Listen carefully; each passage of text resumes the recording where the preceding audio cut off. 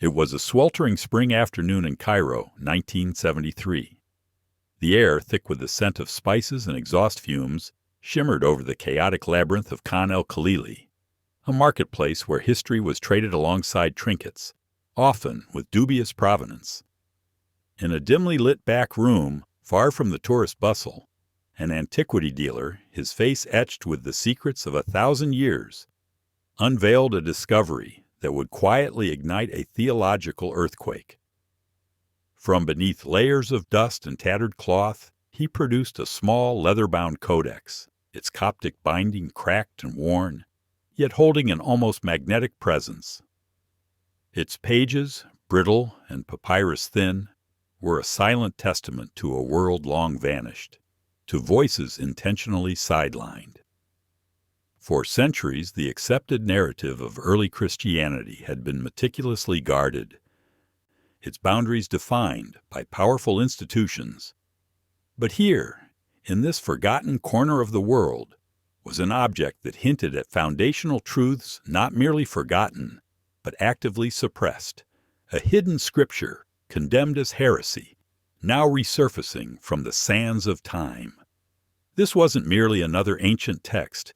It was a whisper from the nascent church, a voice about to challenge everything we thought we knew about its very origins.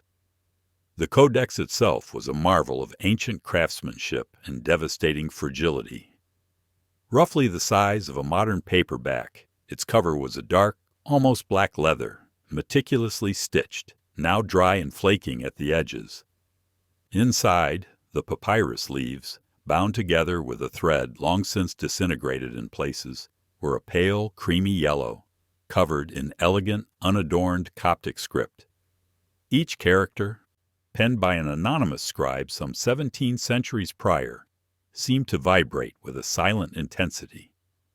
The air in that cramped room felt thick with expectation, as if the very dust motes held their breath. To the untrained eye, it was simply an old book, perhaps a prayer text or a forgotten administrative record. But to those who eventually came to examine it, specialists in ancient languages and paleography, the sheer age and the distinct style of the script hinted at something far more significant. The reverence with which it was handled, the almost sacred care, spoke volumes. It was clear even then that this was not merely an artifact. It was a message, painstakingly preserved through tumultuous ages, waiting for its moment to speak. The journey from a dusty Cairo backroom to the hushed sanctity of academic scrutiny was fraught with peril. A clandestine passage through hands that saw only profit. Yet, by the mid-1970s, the Codex had reached Europe, finally landing in the hands of experts who understood its immense, if then unknown, value. Initial assessments confirmed its incredible antiquity. Carbon dating would later place its papyrus leaves to the 3rd or 4th century CE. But it was the painstaking work of deciphering the Coptic text that truly sent shock waves through the quiet corridors of scholarship. As the ancient script slowly yielded its secrets, one name, recurring and deeply controversial, began to emerge from the fragile pages. Judas.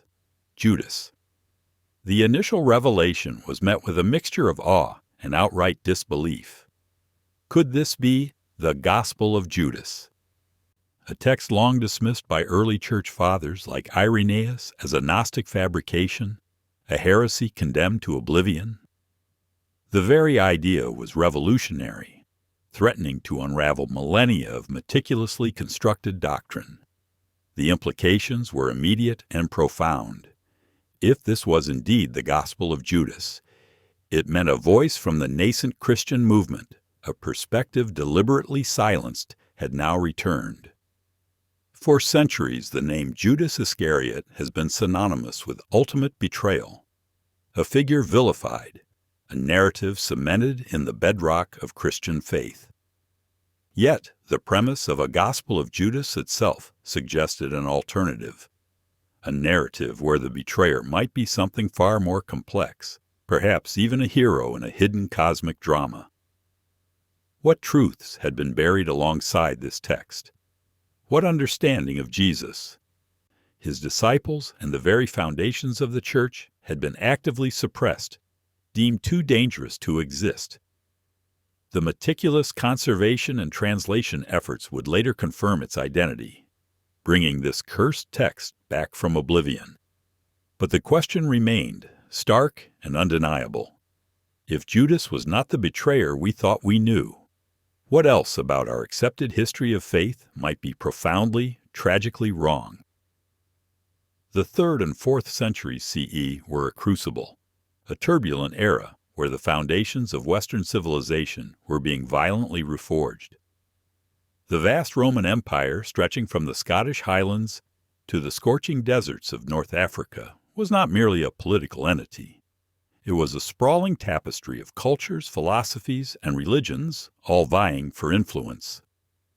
In its grand cities and remote outposts, hundreds of gods were worshipped, countless spiritual paths explored. Early Christianity, still a nascent and often persecuted movement, was just one thread in this complex fabric, a decentralized collection of communities, each interpreting the teachings of Jesus through its own unique lens. There was no single, unified church as we understand it today, but a vibrant, often contradictory spectrum of beliefs struggling to define themselves in a world both hostile and hungry for meaning.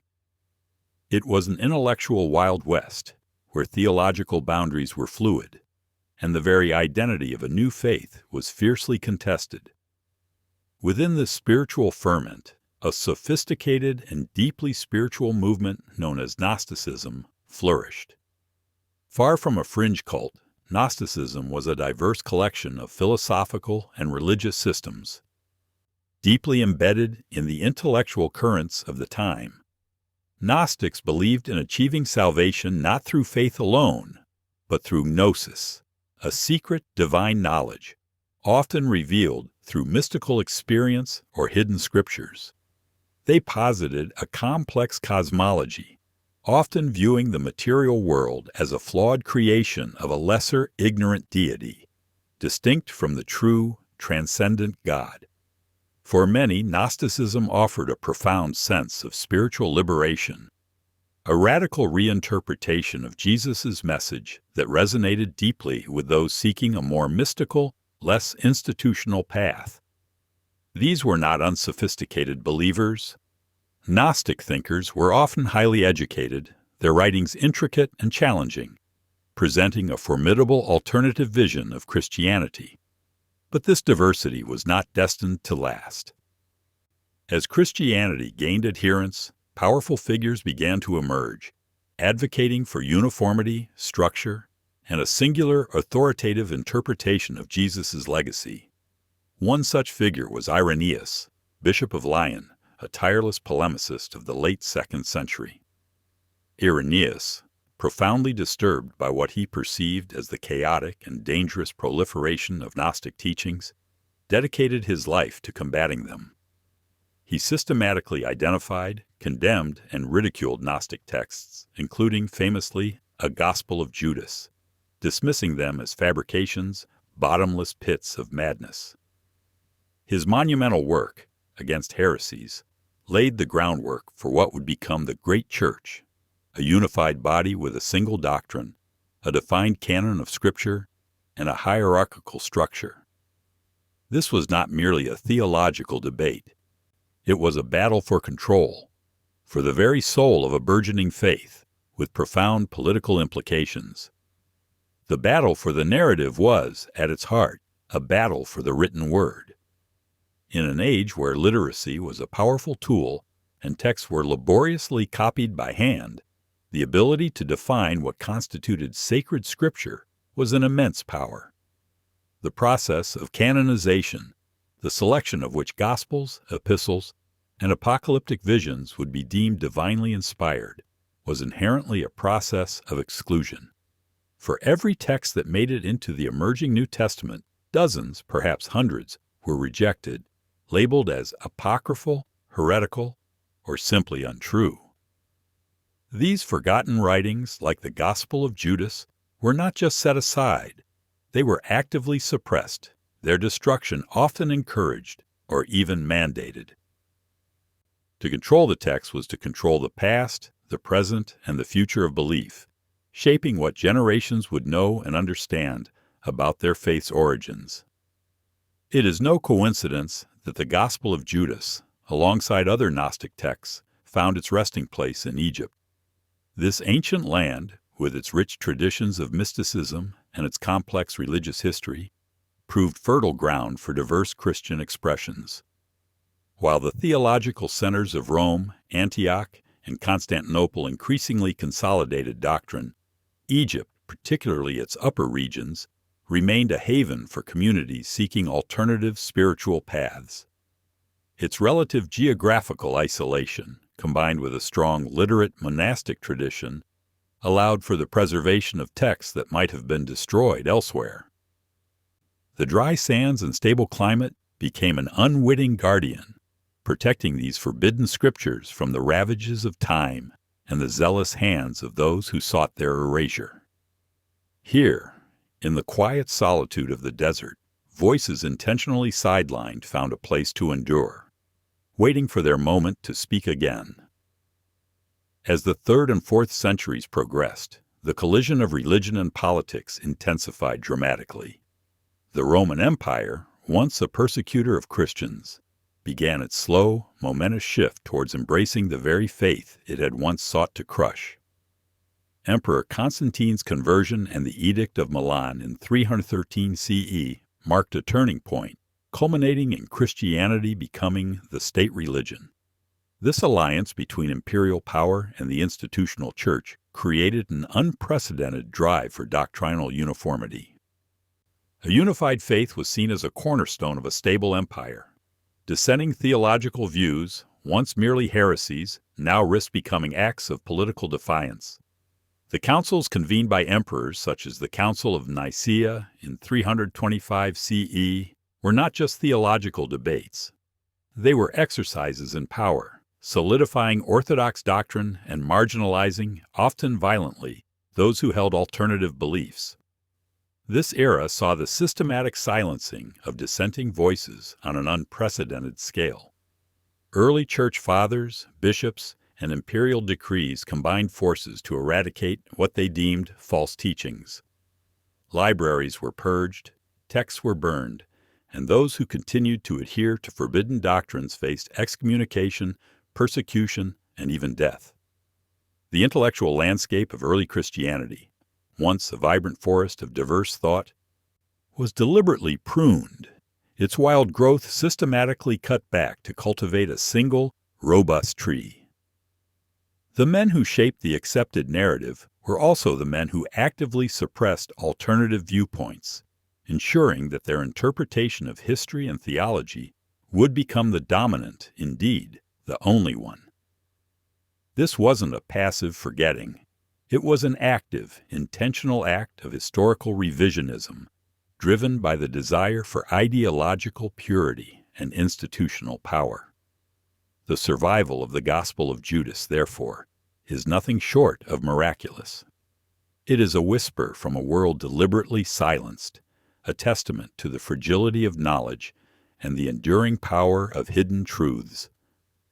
For nearly 2 millennia, its pages lay buried, a condemned voice awaiting its resurrection.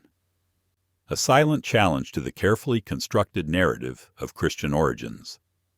Its rediscovery forces us to confront not only the specific message within its Coptic script, but the broader implications of what history chooses to remember and what it chooses to forget. If the story of Judas Iscariot, a figure universally reviled, could be so profoundly misunderstood, what other foundational truths might lie buried beneath layers of institutional dogma and historical erasure? The questions it raises ripple far beyond theology, touching upon the very nature of truth, betrayal, and the narratives that define our civilizations. The final, painstaking stages of translation unfolded in hushed, almost reverent tones. Each Coptic character, meticulously rendered into English, chipped away at millennia of dogma, revealing not just an alternative narrative, but a profound reinterpretation of history's most vilified figure. The quiet click of a keyboard, the rustle of a turning page, these were the only sounds accompanying a revelation that promised to shake the very foundations of Western civilization. What emerged from the fragile papyrus was not merely a different story, but a completely inverted reality, where the villain became the chosen one, and betrayal transformed into an act of ultimate spiritual obedience. This wasn't a minor theological disagreement. It was a conceptual earthquake, challenging every pillar of accepted belief, forcing us to confront the terrifying possibility that the story we thought we knew was a carefully constructed fiction designed to conceal a truth too radical, too dangerous for the masses to comprehend. The weight of this discovery hung heavy in the air, a silent testament to the power of a voice long suppressed, now resonating across 17 centuries. The Gospel of Judas begins not with condemnation, but with a startling intimacy. Jesus is depicted laughing at his disciples, finding them incapable of grasping his true spiritual message. He then singles out Judas Iscariot, drawing him aside for private conversations, revealing secrets that the others are deemed unworthy to hear. "Step away from the others, and I shall tell you the mysteries of the kingdom," Jesus instructs Judas. This is a Jesus fundamentally different from the one in the canonical Gospels, a teacher of esoteric knowledge, seeking not broad conversion, but a select few who could penetrate the veil of illusion. And Judas, the outcast, the one destined for infamy, is portrayed as the only disciple capable of understanding, the single individual whose spirit is truly aligned with Jesus' profound Gnostic vision. He is not a weak-willed betrayer, but a confidant, a spiritual heir chosen for a singular sacred purpose. This revelation deepens into an astonishing reversal of roles. Jesus tells Judas, "You will exceed all of them, for you will sacrifice the man that clothes me." This isn't a command for betrayal in the traditional sense, but an instruction for a cosmic act of liberation. In the Gnostic worldview, the material world, including the human body, is a flawed prison created by a lesser, ignorant deity. The true, divine spirit, or spark, is trapped within. To sacrifice the man means to facilitate the shedding of Jesus' physical body, allowing his divine essence to escape and return to the true, transcendent God. Judas, therefore, is not sending Jesus to his death out of malice or greed, but assisting him in a profound spiritual ascent, an act of ultimate service that enables Jesus to complete his mission of revealing hidden knowledge and achieving spiritual freedom. It transforms the crucifixion from a redemptive sacrifice for sin into a necessary step towards divine transcendence. Such a narrative directly contradicted the foundational tenets of the burgeoning Orthodox Church. If Jesus' physical death was merely a shedding of the flesh to release a divine spirit, then the concept of atonement for sin through his blood, the very cornerstone of Orthodox theology, was fundamentally undermined. If salvation came through secret knowledge, gnosis, rather than universal faith and repentance, then the entire institutional structure of the Church, with its sacraments, priests, and doctrines, became redundant. The Gospel of Judas presented a Jesus who was not primarily concerned with saving humanity from sin through his sacrifice, but with enlightening a select few about their divine origins and the illusory nature of the material world. This was not merely a different interpretation. It was a direct assault on the emerging power structure, a challenge to its authority, its sacraments, and its very reason for existence. The threat was existential. The Orthodox Church, striving for uniformity and universal appeal, preached a message accessible to all. Faith in Jesus, repentance, and baptism leading to salvation. Gnosticism, by contrast, offered salvation through an exclusive, often complex, and mystical knowledge, accessible only to a chosen few. This inherent elitism clashed violently with the Orthodox Church's mission, to establish a broad, unified community. Moreover, the Gnostic rejection of the material world as inherently evil contradicted the Orthodox belief in God as the good creator of all things. If the physical body was a prison, then the resurrection of the body, a central tenet of Orthodox Christianity, made no sense. The Gospel of Judas, with its radical redefinition of Jesus, Judas, and salvation, was not just a heresy. It was an ideological virus threatening to dismantle the carefully constructed framework of a global faith before it had even fully solidified. The suppression of texts like the Gospel of Judas was not merely a theological exercise. It was a battle for control over the very narrative of reality. In an age grappling with existential questions and the search for meaning, the power to define divine truth translated directly into political and social power. The Orthodox leaders understood that a unified doctrine was essential for building a cohesive, influential institution. Divergent interpretations, especially those as radical as Gnosticism, introduced chaos, undermined authority, and fragmented the nascent Christian community. Fear played a significant role. Fear of intellectual anarchy, fear of losing converts to rival spiritual movements, and ultimately fear of imperial disfavor if Christianity appeared too fractured or mystical to be a unifying force within the Roman Empire. The stakes were incredibly high, extending far beyond mere spiritual disagreements to encompass the future of an entire civilization. This fear manifested in deliberate, systematic destruction. Early church fathers like Irenaeus, in their zealous efforts to combat Gnosticism, didn't just argue against these texts, they actively sought their eradication. To leave such heresies in circulation was to allow the very foundations of the emerging great church to be eroded. The act of labeling a text heretical was a powerful tool, not just for theological condemnation, but for cultural erasure. Once deemed anathema, a text's destruction was seen as a virtuous act, safeguarding the purity of the faith. Scribes were instructed not to copy them. Existing copies were sought out and burned. The intention was clear: to obliterate any trace of these alternative narratives, to ensure that only the approved version of Christian history and doctrine would survive, shaping the minds and beliefs of generations to come.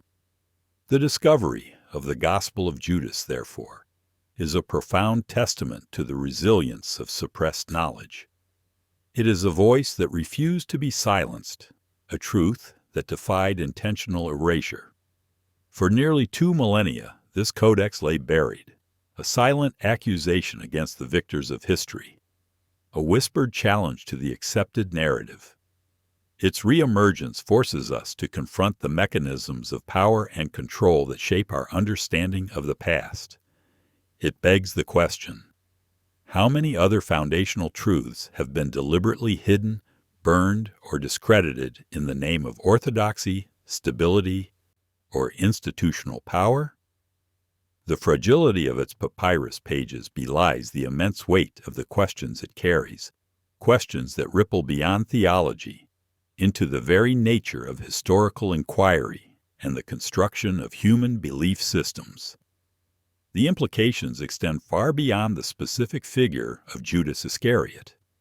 If the story of the ultimate betrayer could be so profoundly reinterpreted, what does that say about the reliability of other historical narratives, particularly those carefully curated by powerful institutions? The Gospel of Judas isn't merely an ancient curiosity.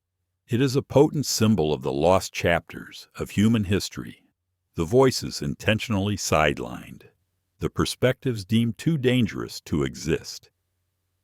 It forces us to acknowledge that history is often written by the victors, and that the truth we inherit is frequently a carefully edited version serving specific agendas. This single fragile codex compels us to look with a more critical eye at all accepted narratives, to question the boundaries of our knowledge, and to acknowledge the immense power inherent in deciding what is remembered and what is forgotten. This forbidden revelation demands a reckoning, not just with ancient heresies, but with our own intellectual humility. It challenges us to embrace the discomfort of uncertainty, to acknowledge that the past is a far more complex and contested landscape than traditional accounts suggest. The Gospel of Judas stands as a stark reminder that beneath the layers of dogma and historical revisionism, alternative truths often lie dormant, waiting for their moment to resurface. Its discovery is a call to intellectual courage, urging us to re-examine the very foundations of our understanding of faith, betrayal, and the profound, often unsettling journey towards truth. The silence of nearly 2 millennia has been broken, and the reverberations of this ancient voice continue to challenge everything we thought we knew. The revelation contained within the Gospel of Judas is nothing less than a moral earthquake, reshaping the very bedrock of our understanding of betrayal and divine intention.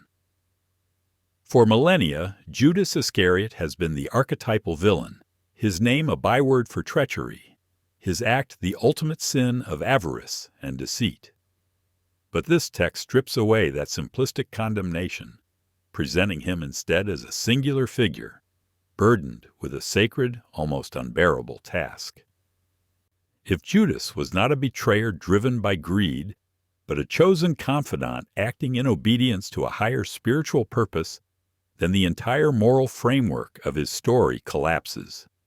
It compels us to question the nature of evil itself. Can an act universally reviled be, in a hidden cosmic drama, an act of ultimate spiritual loyalty?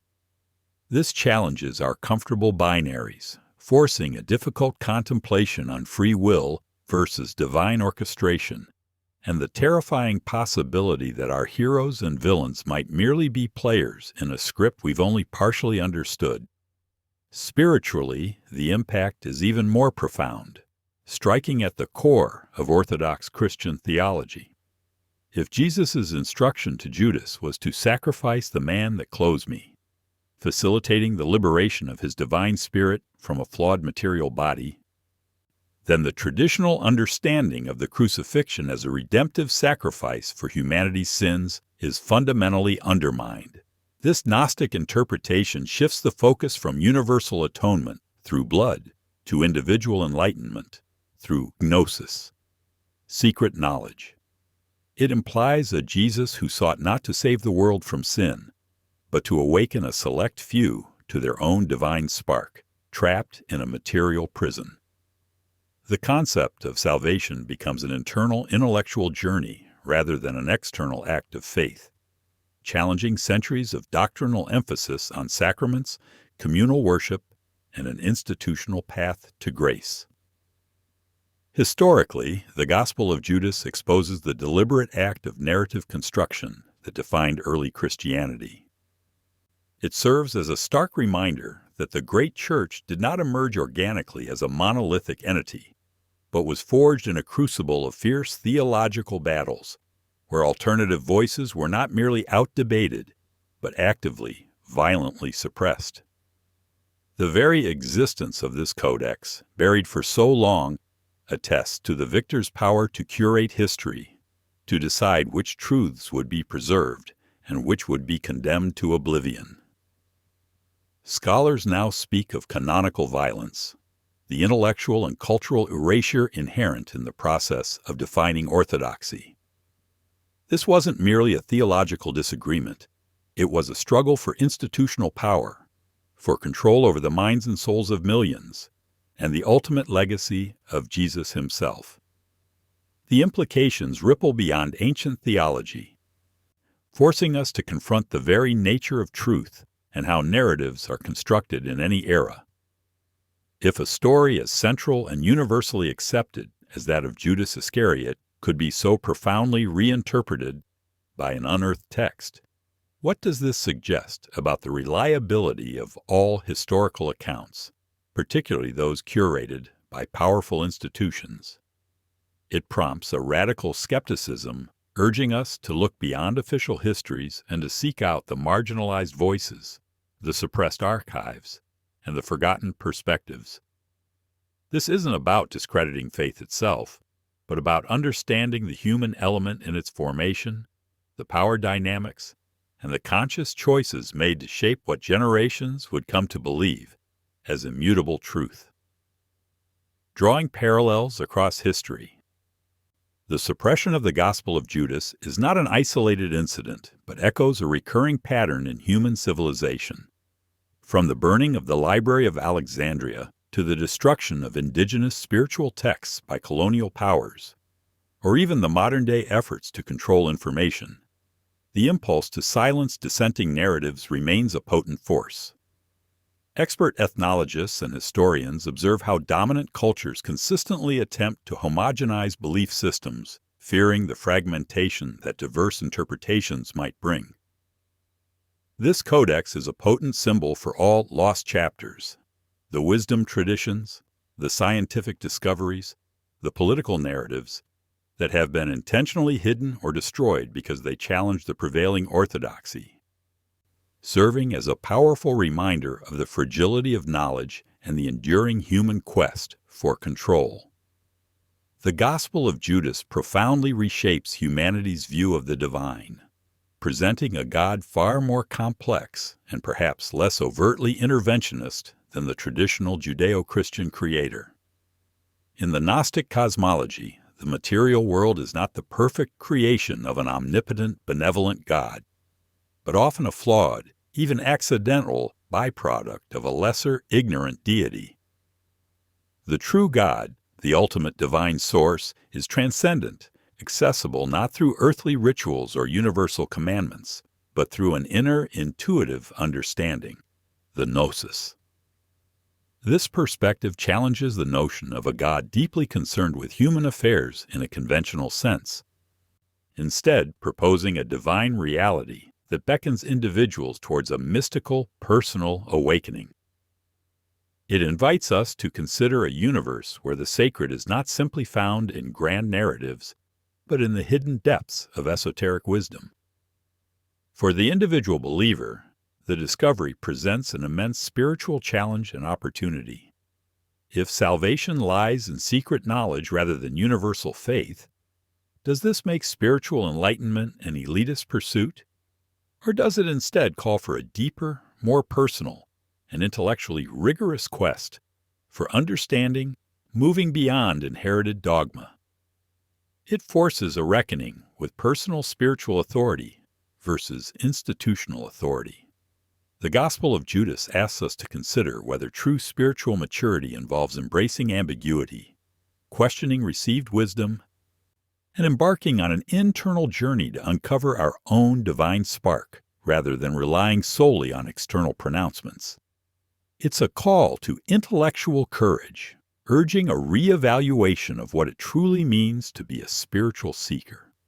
Ultimately, the Gospel of Judas stands as a potent catalyst, demanding a reckoning not just with ancient heresies, but with our contemporary understanding of truth, authority, and the very foundations of belief.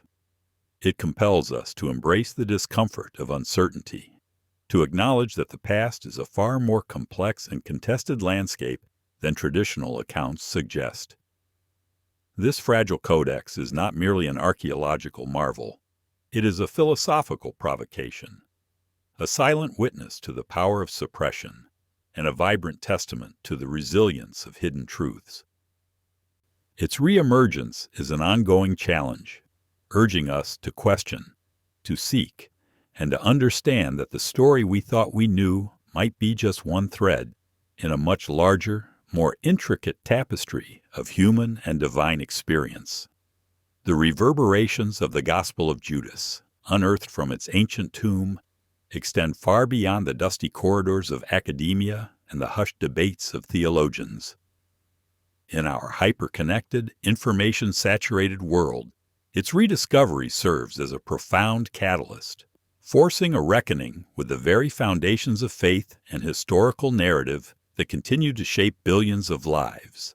For many contemporary Christians, the text presents an uncomfortable paradox. How does one reconcile millennia of established doctrine, built upon the condemnation of Judas as the ultimate betrayer, with a narrative suggesting divine orchestration and a sacred purpose. It demands an intellectual courage to confront the possibility that cherished beliefs passed down through generations might be incomplete or even profoundly misdirected. This isn't about discrediting faith itself, but about fostering a deeper, more nuanced understanding of its complex origins. The Codex compels us, individually and collectively, to embrace a spiritual humility, acknowledging that the path to truth is often winding, fraught with forgotten turns, and perpetually open to new, sometimes unsettling, revelations. Its silent voice, now amplified, challenges the comfort of certainty, ushering in an era where questioning becomes an act of profound spiritual engagement. Beyond its theological earthquake, the Gospel of Judas offers a potent, universal lesson in the construction of history itself.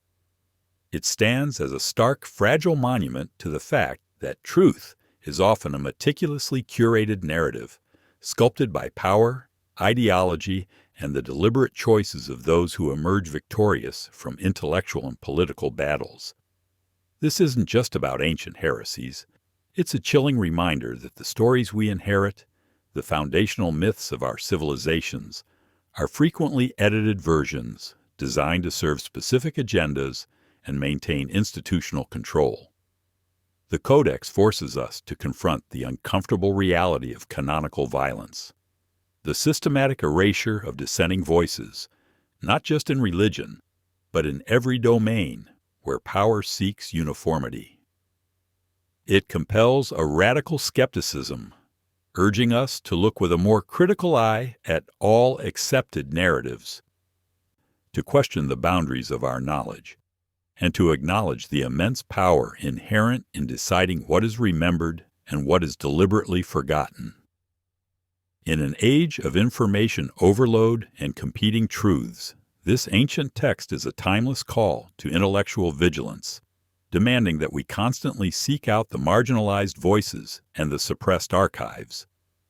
The survival of the Gospel of Judas, against all odds and deliberate efforts at obliteration, is a profound testament to the enduring human quest for truth and the inherent resilience of knowledge. For nearly 2 millennia, its pages lay hidden, a silent accusation against the architects of suppression, a whispered challenge to the accepted narrative. Its reemergence reminds us that while power can silence voices for generations, it cannot extinguish the underlying questions, nor can it permanently bury every uncomfortable truth. This codex symbolizes all lost chapters of human history, the alternative scientific theories, the indigenous wisdom traditions, the political dissenters, the artistic expressions that have been intentionally hidden or destroyed because they challenge the prevailing orthodoxy. It underscores the fragility of knowledge, easily lost or manipulated, yet also its stubborn persistence, waiting for the right conditions and the right minds to bring it back into the light. The painstaking work of scholars, archaeologists, and linguists becomes not just an academic pursuit, but a vital act of cultural retrieval, repairing the deliberate omissions of the past and enriching our collective understanding of who we are and how we came to be. So as the silent dust settles on this ancient Coptic codex, its message echoing across 17 centuries, we are left not with definitive answers, but with profound, unsettling questions. If the story of Judas Iscariot, a figure universally reviled, could be so fundamentally misunderstood, so deliberately reshaped, what other foundational truths might still lie buried beneath the layers of institutional dogma and historical erasure? What other voices deemed too dangerous, too radical, or simply inconvenient await their moment of resurrection? The Gospel of Judas stands as a potent catalyst, demanding a reckoning not just with ancient heresies, but with our contemporary understanding of truth, authority, and the very foundations of belief. It compels us to embrace the discomfort of uncertainty, to acknowledge that the past is a far more complex and contested landscape than traditional accounts suggest. This fragile codex is not merely an archaeological marvel, it is a philosophical provocation, a silent witness to the power of suppression, and a vibrant testament to the resilience of hidden truths. Its re-emergence is an ongoing challenge, urging us to question, to seek, and to understand that the story we thought we knew might be just one thread in a much larger, more intricate tapestry of human and divine experience.